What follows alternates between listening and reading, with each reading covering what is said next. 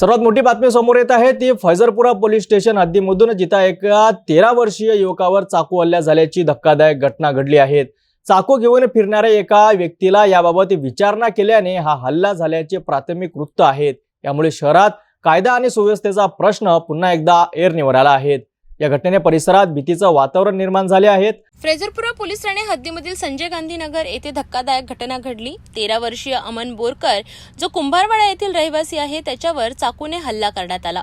प्राथमिक माहितीनुसार अमनने एका व्यक्तीला चाकू घेऊन फिरताना पाहिले आणि त्याला याबाबत विचारणा केली। या विचारण्यावरून त्या व्यक्तीने अमनवर चाकूने हल्ला केला। या हल्ल्यात अमन गंभीर जखमी झाला असून त्याला तात्काळ सामान्य रुग्णालयात दाखल करण्यात आले।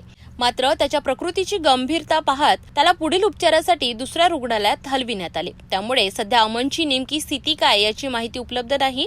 या घटनेमुळे संजय गांधी नगर आणि आसपासच्या परिसरात दहशतीचे वातावरण आहे। दिवसाढवळ्या अशा प्रकारे चाकू हल्ल्याची घटना घडल्याने नागरिकांच्या सुरक्षिततेचा प्रश्न निर्माण झाला आहे। फैजरपुरा पोलीस स्टेशनमध्ये या घटनेची नोंद करण्यात आली असून पोलीस आरोपीचा शोध घेत आहेत।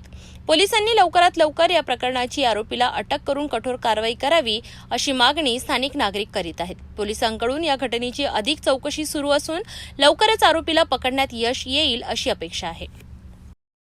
एका 13 वर्षीय युवकावर चाकू हल्ला होणे ही अत्यंत दुर्दैवी बाब आहे। अशा घटनांमुळे समाजात चुकीचा संदेश जातो आणि गुन्हेगारी प्रवृत्तींना बळ मिळते। फैजरपुरा पोलिसांनी या प्रकरणाचा गांभीर्याने तपास करून लवकरात लवकर आरोपीला गजाआड करावे अशी अपेक्षा व्यक्त केली जात आहे।